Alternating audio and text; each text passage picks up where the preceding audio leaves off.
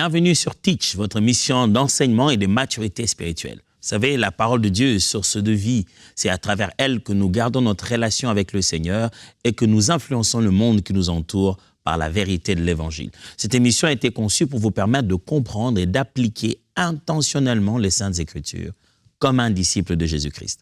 Dès le début de cette semaine, nous avons commencé à étudier les caractéristiques d'une Église dite vivante, une Église selon Jésus. Les points qui ont donné leur preuve dans la Bible et dans l'histoire de l'Église qui manifestent que cette Église locale-là est une Église, selon Dieu, une Église vivante. On a commencé déjà dès hier à parler de 3 caractéristiques. Je vous ai prévenu que je ne parle pas ici dans l'ordre de priorité et peut-être aussi que ma liste n'est pas exhaustive. Mais aujourd'hui, commençons donc avec d'autres caractéristiques et au bout de cette émission, on en aura certainement 3 autres et qui vont s'ajouter à la liste et qui nous permettront soit de travailler pour que nos églises soient pareilles ou alors de se poser la question si où on va, c'est réellement comme ça. Entre-temps, let's teach, grandissons ensemble.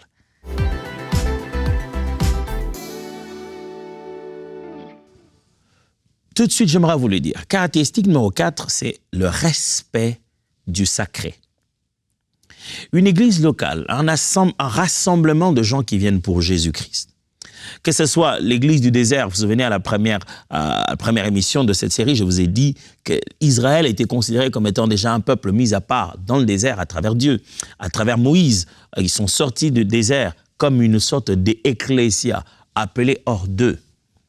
Que ce soit Israël, que ce soit l'église aujourd'hui, le sacré garde sa place. Le respect du sacré. Dans une église locale dite vivante qui veut vraiment glorifier le Seigneur, on doit respecter ce qui est sacré. Qu'est-ce qui est sacré? Ce qui est sacré, tout simplement, dans la foi chrétienne, on utilise le mot sacré pour pouvoir dire que tout ce qui est consacré à Dieu, le lieu, les individus, les rites, les choses qui sont faites, tout ce qui est consacré à Dieu doit être respecté. Si je suis en train de dire qu'en entrant à l'église, on ne doit pas parler, on ne doit pas monter à la chaire, on ne doit pas toucher ceci, cela. Non, je vais d'abord dire principalement que le sacré ici fait référence à la sanctification personnelle, puis au respect et à la sanctification de tout ce qui concerne Dieu et l'œuvre de Dieu. Une église dite vivante, c'est une église qui met en avant la sanctification personnel. Le fait que chacun de nous est un temple du Saint-Esprit et qu'il ne s'appartient pas à lui-même et qu'il est donné à Dieu, il est consacré. Il ne doit pas vivre n'importe comment. Quand vous allez dans une église, la façon de faire, la façon de s'habiller, la façon de parler doit respecter le fait que le corps appartient à Dieu, le fait que notre esprit appartienne à Dieu, le fait que notre âme appartienne à Dieu. La sanctification est un sujet important, abordé, encouragé. Le respect du sacré. Mais par le respect du sacré, je viens de le dire tout à l'heure, mais c'est aussi le respect de tout ce qui est mis à part, que ce soit les choses qui concernent Dieu. On ne doit pas prendre la Sainte Seine à la légère, c'est sacré. On ne doit pas prendre les baptêmes, ce n'est pas pour faire plaisir aux parents, c'est sacré. L'offrande que le peuple donne appartient au Seigneur et à son œuvre, c'est sacré. La chaire, là on monte pour pouvoir prêcher, ce n'est pas un lieu de spectacle où on va donner un défilé de mode, où on va pouvoir exprimer toutes ses émotions comme on le voudrait. Ça n'appartient pas au pasteur, ça appartient à Dieu. C'est sacré. Lisons quelques textes. Dans 2 Timothée, chapitre 2, versets 20 à 23. 2 Timothée, chapitre 2, versets 20 à 23. Dans une grande maison, il n'y a pas seulement des vases d'or et d'argent, il y en a aussi en bois et en terre cuite. Les premiers sont réservés à un usage noble, les autres sont destinés à un usage vil. Eh bien, si quelqu'un se garde pur de tout ce dont j'ai parlé, il sera un vase destiné à un noble usage, purifié, utile à son propriétaire, disponible pour toutes sortes d'œuvres bonnes. Fuis les passions qui assaillissent un jeune homme. Fais tous tes efforts pour cultiver la foi, l'amour et la paix avec tous ceux qui font appel au Seigneur d'un cœur pur. Refuse les spéculations absurdes et sans fondement. Tu sais qu'elles suscitent des querelles. Paul parle à Timothée, lui dit dans une maison, il y a plusieurs types de vases. Il y a des vases spéciaux plutôt, qui sont utilisés pour des buts particuliers. Des vases d'honneur. Et dit, si tu vis ta vie en t'éloignant de tout ce qui assaillisse, tout ce qui envahisse la vie d'un jeune homme, tu vis ta vie dans la sanctification en te mettant à part, Dieu va t'utiliser comme un vase d'honneur. C'est toujours à Paul, plutôt à Timothée que Paul écrit en disant « Je t'écris ces choses pour que tu saches comment te comporter dans la maison de Dieu, qui est la colonne de la vérité. » Il n'y a pas seulement comment se comporter seul dans sa vie chrétienne, mais aussi comment se comporter quand on est ensemble, en respectant ce qui est sacré. Mes frères, les instruments de l'Église ne vous appartiennent pas. Pourquoi vous allez vous promener avec quelque chose qui appartient au Seigneur?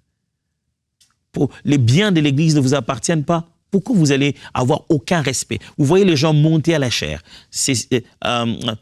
utiliser les ustensiles de la Sainte Seine. Les choses qui sont pour l'honneur de Dieu sont utilisées comme un bien personnel.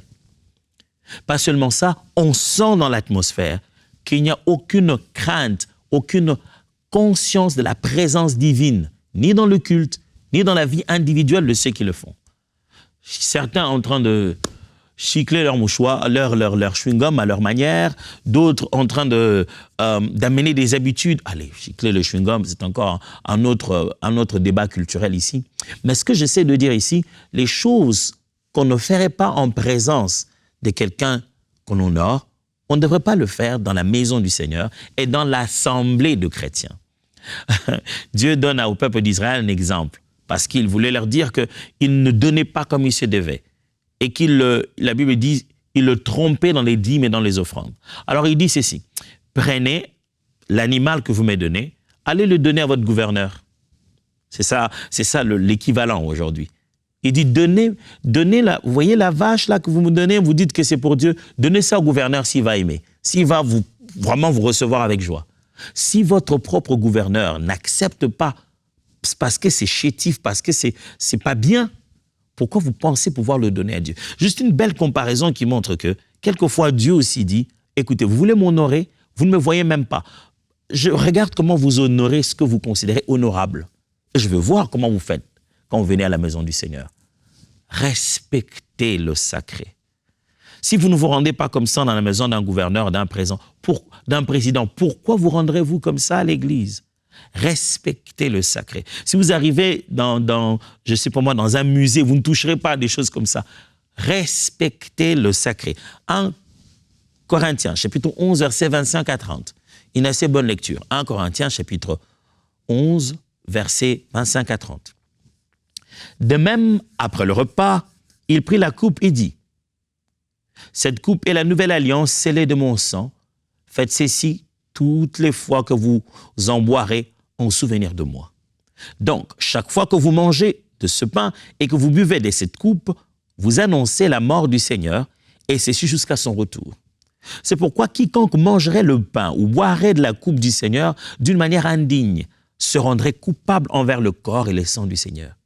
Que chacun donc s'examine sérieusement lui-même, et qu'alors il mange de ce pain et boive de cette coupe. Car celui qui mange et boit sans discerner, c'est que le corps se condamne lui-même en mangeant et en buvant ainsi. C'est pour cette raison qu'il y a parmi vous tant de malades et d'infirmes, et qu'un certain nombre sont morts. Aujourd'hui, quand on parle du sacré, on a tendance à avoir une réponse chrétienne qui dit « Nous ne sommes pas dans l'ancienne alliance, nous ne sommes plus dans la loi. Dieu est un Dieu de grâce. » Le sacré, ne le confondez pas avec l'Ancien Testament. Le sacré est lié à la personne de Dieu, pas aux alliances. Ce qui est sacré reste sacré. Ce qui est dédié au Seigneur doit être respecté. C'est pourquoi nous vivons notre vie dans la sanctification. Pourquoi? Parce que nous sommes un temple à Dieu, nous le sommes consacrés. Nous sommes sacrés. Nous devons regarder cela pur. Alors, il ne s'agit pas de l'ancienne alliance ici. Je viens de vous lire la nouvelle alliance, Paul, en train de rappeler aux Corinthiens la Sainte Seine, le jour où Jésus a donné justement ce symbole. Son corps, son sang. Il rappelle la scène, il montre l'importance de la Sainte Seine. Il dit, on ne devait pas manger la chair et boire le sang indignement. Chacun devrait s'examiner. C'est sacré. Il dit, ce que vous êtes en train de faire comme un symbole, en réalité, a une importance spirituelle. Et il dit, c'est la raison de la plupart des maladies parmi vous et la plupart d'infirmités parmi vous. Vous savez, jusqu'à ce moment-là, je ne sais pas si les Corinthiens étaient conscients que certaines des maladies qu'ils avaient au milieu d'eux étaient dues au manque de respect du sacré dans la Sainte Seine. Alors, il faut mettre tout dans son contexte ici. Les Corinthiens, quand ils se rencontraient, Paul le dit quelque part, et toujours, il leur dit, j'apprends que même quand vous rencontrez, ce n'est plus pour vous édifier, mais c'est pour vous perdre. Quand on disait la table du Seigneur, le repas, les Corinthiens faisaient tout en excès. Ils mangeaient jusqu'à se rassasier, ils buvaient jusqu'à s'enivrer. Et Paul était fâché et dit, est-ce que vous n'avez pas vos propres maisons pour manger? Ce qu'on appelle la table du Seigneur, ce n'est pas juste une gastronomie, c'est quelque chose de sacré. Ce sont des symboles spirituels forts. C'est un point de contact avec ce qui est spirituel. Ce que vous mangez comme pain, ce que vous buvez comme vin, c'est la chair du Seigneur et son sang que vous êtes en train de consommer symboliquement de cette manière. Il existe dans notre propre vie, que ce soit dans le temple où nous venons pour nous rencontrer, des symboles qui sont physiques, mais dont l'importance est spirituelle et Dieu considère cela comme sacré. Souvenez-vous que certains fils d'Aaron ont pensé que parce qu'il n'y avait plus de flammes dans le temple, ils sont allés allumer eux-mêmes un feu et qu'ils ont ramené pendant que la première flamme a été allumée par Dieu. Dieu a dit, oh, feu étranger. Ils ont amené un feu dans ma maison pendant que c'est moi qui devais moi-même allumer ma flamme. Et ils ont été frappés. Mes frères, très peu de gens à l'église font le lien entre la qualité de leur vie et leur manque de respect du sacré. Surtout les serviteurs. Quand je dis serviteurs, je ne parle pas seulement des pasteurs et des prédicateurs. Je parle de chantres, je parle de gens qui servent au protocole, à la sécurité, intercesseurs. De fois, on a tendance à croire que notre service compenserait les autres principes spirituels.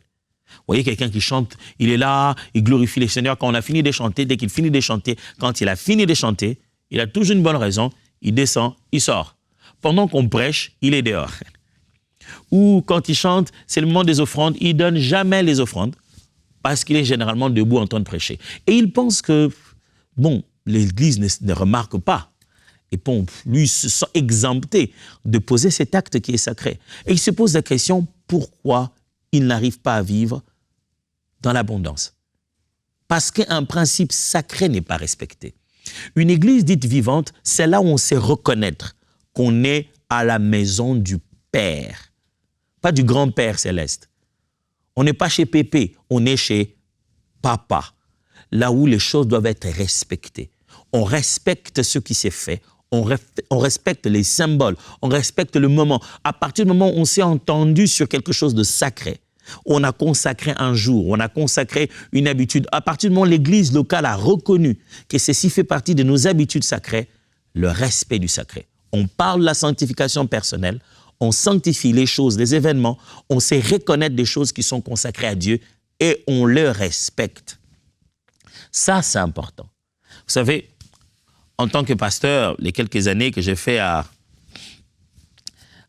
servir, à diriger les églises, j'ai souvent entendu les gens se plaindre dans les assemblées au sujet de l'heure de fin du culte. Ah, on ne respecte pas le temps des gens, on n'a pas respecté ce qu'on s'est dit au Seigneur. On avait dit qu'on commencera à 17h, on finira à 19h. Il y a eu tout le temps des débordements. Pourquoi les débordements sont toujours au nom du Saint-Esprit? Mais j'ai constaté aussi que de l'autre côté, ceux qui veulent tellement qu'on finisse à l'heure ne sont pas toujours venus à l'heure. À l'heure, ce n'est pas seulement l'heure de fin. À l'heure, c'est aussi l'heure de début. Si on a consacré l'heure, on n'a pas consacré que la fin. On a consacré aussi le début. J'aimerais vraiment nous encourager, si nous voulons vivre dans une église vivante, à consacrer ce temps. Quand vous donnez votre offrande, ce n'est pas votre frais de participation. C'est votre contribution au koinonia. Souvenez-vous, j'ai expliqué ça. Vous êtes en train de participer au corps du Christ, mais vous êtes aussi en train de rendre votre devoir chrétien. Alors, ça ne demande pas votre présence. Tant que vous en avez et que vous en aviez des disponibles, si vous êtes bloqué dans les embouteillages, si vous n'avez pas pu venir physiquement et que vous êtes en train de suivre ce culte en ligne, qu'est-ce qui vous empêche de faire parvenir aussi votre offrande? Parce que c'est sacré. Quand vous savez qu'une chose appartient au Seigneur, quand vous êtes dans une église locale, on doit faire ressentir à tous. Ça, mes amis, ce n'est pas la blague. Ça, mes amis, ce n'est pas entre nous. Ça, c'est à Dieu. Vous êtes en train de compter les offrandes. Là, derrière, personne ne vous voit. Ce n'est pas un lieu de jeu, c'est sacré. Vous êtes en train de servir aux gens la Sainte Seine. Ce n'est pas juste du vin et du pain, c'est sacré. Vous montez pour servir le Seigneur. Votre accoutrement ne devait pas être scandaleux. C'est sacré. Mais je dois quand même dire qu'il existe une réalité culturelle là-dessus. Certains ne sont pas scandalisés par une chose, d'autres ne le sont pas. Et je m'en répétais encore ce que j'ai dit à l'émission passée. Aucune culture humaine ne doit prévaloir sur la bonne pratique de l'instruction biblique. Aucune culture humaine ne doit prévaloir sur la bonne pratique des instructions bibliques. Alors, la meilleure culture, ce n'est pas la vôtre, c'est celle de la Bible. Et la meilleure façon de pratiquer ça, c'est comment la Bible le dit. Et ça, c'est très important de savoir que ce qui est sacré reste sacré. Et la nature, comme je vous ai expliqué tout à l'heure, la Bible elle-même nous donne des référencements. Il dit deux fois, regardez comment vous respectez entre vous une personne élevée, vous et le gouverneur, regardez comment vous me respectez. Et quand on respecte la présence de Dieu, on respecte l'œuvre de Dieu, on respecte Dieu, en commençant par le pasteur, jusqu'à la personne qui travaille pour laver les installations hygiéniques, tout le monde devrait respecter le sacré par la qualité de sa propre vie et la façon dont il traite les objets, les lieux, les choses qui appartiennent au Seigneur.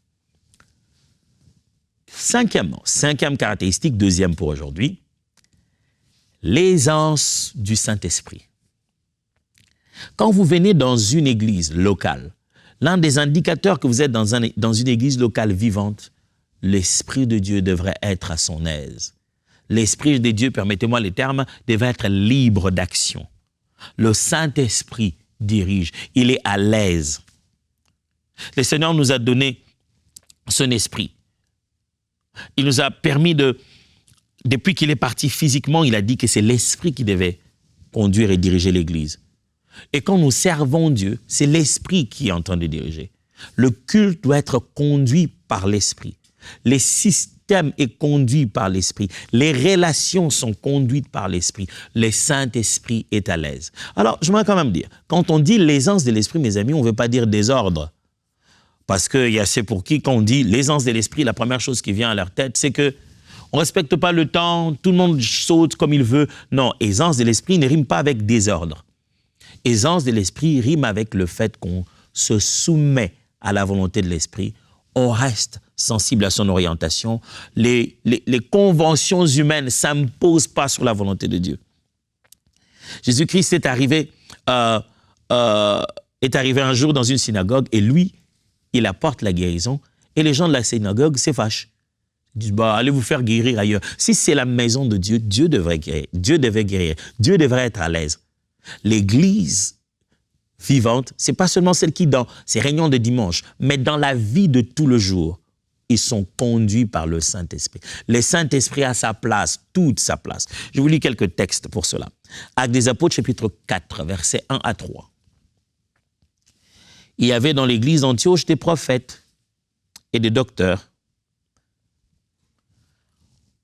Barnabas, Siméon appelé Niger, Lucius et Cyrène, Manahem, qui avaient été élevés avec les Hérode de Tétrarque, et Saul, pendant qu'ils servaient, je pense que c'est chapitre 14, pas 4, désolé, pendant qu'ils servaient les seigneurs dans leur ministère et qu'ils jeûnaient, le Saint-Esprit dit, « Mettez-moi à part Barnabas et Paul pour l'œuvre à laquelle je les ai appelés. » Alors, après avoir jeûné et prié, ils leur imposèrent les mains et les laissèrent partir.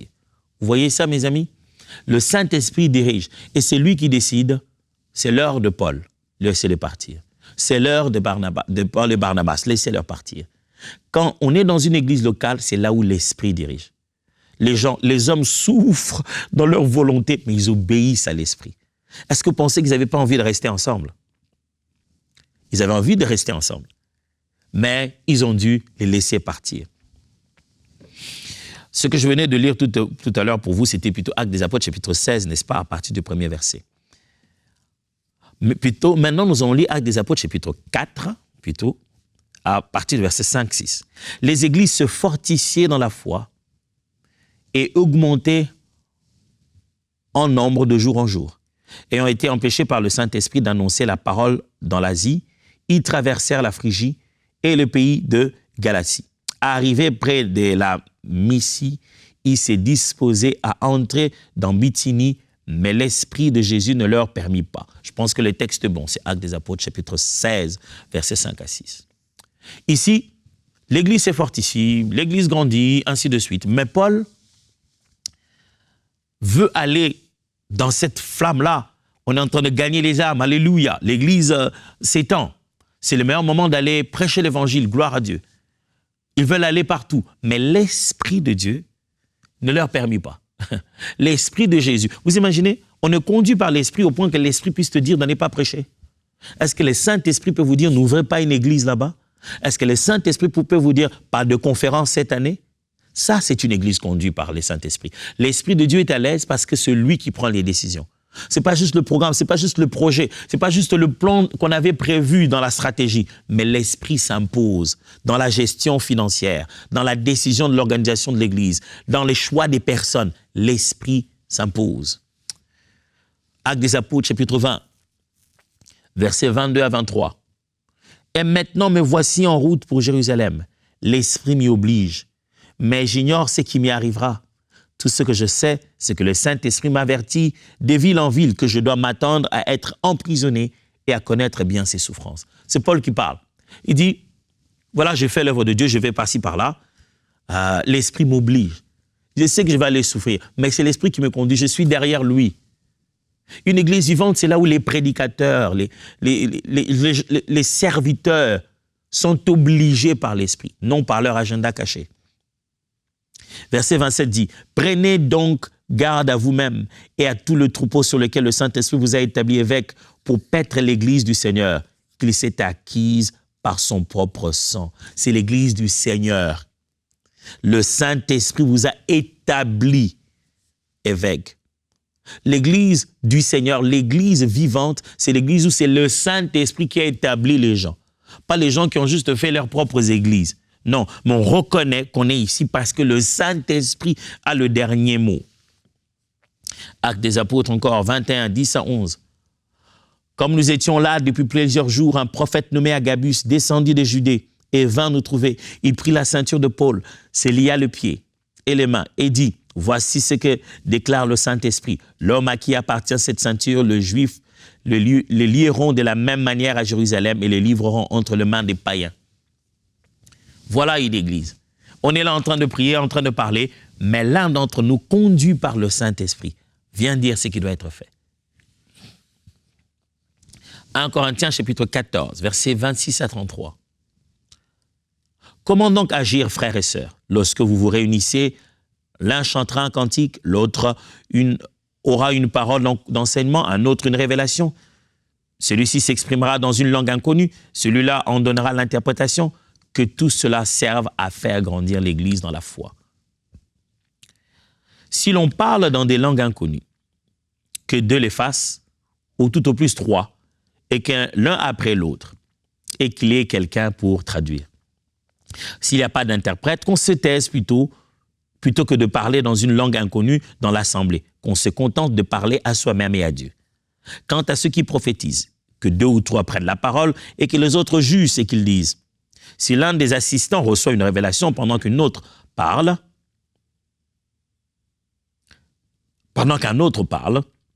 celui qui a la parole doit se taire. Ainsi, vous pouvez tous prophétiser à tour de rôle afin que tous soient instruits et stimulés dans leur foi, car les prophètes restent maîtres d'eux-mêmes. Dieu, en effet, n'est pas un Dieu de désordre, mais de paix. On vient de dépeindre une église remplie du Saint-Esprit, l'Esprit de Dieu est à l'aise, mais Paul répète, l'Esprit agit, les dons se manifestent avec ordre. Dieu est un Dieu d'ordre. L'esprit de prophète est soumis au prophète. Quand quelqu'un prophétise, son esprit est sous son contrôle. Il peut se maîtriser. Alors quand je parle de l'aisance de l'esprit, je ne parle pas de désordre. Je parle de l'ordre, mais je parle de la liberté et du commandement de l'Esprit, de sa priorité et de sa suprématie. C'est l'Esprit qui dirige. Quand vous voulez aller dans une église vivante, vérifiez si c'est une église où l'Esprit dirige ou juste les hommes font ce qu'ils veulent faire. Pour aujourd'hui, le 3e ou le 6e point dans notre liste, la délivrance. Allez. Quand je dis délivrance, tout de suite, vous êtes en train de penser à une séance où on chasse des démons. Donc, une église vivante, c'est une église où on chasse des démons, on parle des liens et on délivre. Non, ce n'est pas de ça que je suis en train de parler. Je dis ceci, une église vivante, c'est une église où Christ libère. Frères et sœurs, Jésus l'a dit lui-même, que l'onction était sur lui, l'Esprit est descendu sur lui pour libérer les captifs aussi. Dans sa mission, le Fils de l'homme est apparu pour détruire les œuvres du diable. Une église vivante ne peut pas rester comme ça là, sans prendre conscience qu'elle devait combattre spirituellement, détruire les œuvres du diable et libérer les gens qui viennent de leur fardeau. Quand les gens viennent dans l'église, ils ont de fardeau, ils le souffrent. Ils doivent en avoir la délivrance. Par le mot délivrance, je ne parle pas toujours d'une séance de prière d'autorité où on chasse des démons dans quelqu'un. Je parle déjà par la connaissance de la parole. Vous connaîtrez la vérité vous affranchira. Mais je parle aussi de la délivrance de l'ignorance. Je parle aussi de la délivrance qui arrive quand on échange juste la vérité. Les uns les autres confessent leurs péchés et ils en sont délivrés. Mais les gens ne peuvent pas venir dans une église vivante et on ne prend pas conscience qu'ils peuvent être chargés, qu'ils peuvent être liés. N'est-ce pas que Jésus a dit « Venez à moi, vous tous qui êtes fatigués, je vous donnerai du repos ». L'église devait être un endroit où Jésus donne du repos et libère les gens. Quelques textes dans Luc chapitre 13, versets 10 à 16. Jésus enseignait dans une des synagogues le jour du sabbat et voici, il y avait là une femme possédée d'un esprit qui la rendait infirme depuis 18 ans. Elle était courbée et ne pouvait pas du tout se redresser. Lorsqu'il la vit, Jésus lui adressa la parole et lui dit « Femme, tu es délivrée de ton infirmité. » Voyez, c'est ça. C'est de ça que je parle ici. Et il lui imposa les mains. À l'instant, elle se redressa et glorifia Dieu. Mais les chefs de la synagogue, indignés de ce que Jésus avait opéré cette guérison un jour de sabbat, dit à la foule, « Il y a 6 jours pour travailler. Venez donc vous faire guérir ce jour-là et non dans le jour de sabbat. » Le Seigneur lui répondit, « Hypocrite que vous êtes. Chacun de vous ne détache-t-il pas son bœuf ou son âne de la mangeoire pour le mener à l'abreuvoir le jour du sabbat? Et cette femme, qui est une fille d'Abraham et que Satan tenait en son pouvoir depuis 18 ans, fallait-il ne pas la délivrer de sa chaîne aujourd'hui parce que c'est le jour du sabbat? Frère, la délivrance existe pour ça. D'autres textes encore, Matthieu 10, 7 à 8. En chemin, annoncez que le royaume des cieux est proche, guérissez les malades, ressuscitez les morts, rendez purs les lépreux, expulsez les démons. Vous avez reçu gratuitement, donné gratuitement. Tous ces textes pour montrer que l'œuvre de Dieu, l'œuvre de l'Église, quand on se rassemble, Jésus veut guérir, comme il a guéri dans la synagogue. Il nous a donné le mandat de délivrer des gens, de les libérer de leur maladie, de leur fardeau, au niveau psychologique, au niveau émotionnel, au niveau physique. L'Église est un endroit de liberté et de libération. Si vous avez compris ces 3 caractéristiques, commencez à regarder de près et commencez aussi à y penser comment les développer dans votre assemblée. Pour moi, je vous vois demain pour qu'on continue encore avec 3 autres caractéristiques. Et je parie qu'on se rapproche de plus en plus au genre de points auxquels vous vous attendiez. Alors pour l'instant, let's teach. Grandissons ensemble. Dieu vous bénisse.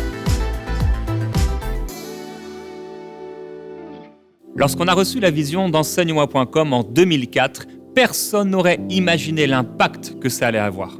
On était les premiers à proposer des prédications de beaucoup de prédicateurs dans la francophonie, en audio et plus tard en vidéo. Beaucoup de gens ont été bénis, que ce soit dans les pays ou dans les îles, dans les capitales jusqu'au plus profond des petits villages. Ça a été un impact extraordinaire. Lorsqu'on a sorti la chaîne de télévision EMCI TV, là encore on a été dépassé par la multitude de fruits, de guérisons, de miracles, de saluts, de délivrances qui ont eu lieu à partir des émissions et de la chaîne de télévision 24/24 EMCI TV. Aujourd'hui, on sort l'application Ma Bible et on est persuadé, car Dieu nous a parlé, que cela va avoir un impact considérable partout dans la francophonie, mais même au-delà, et que vous allez être énormément bénis par cet outil.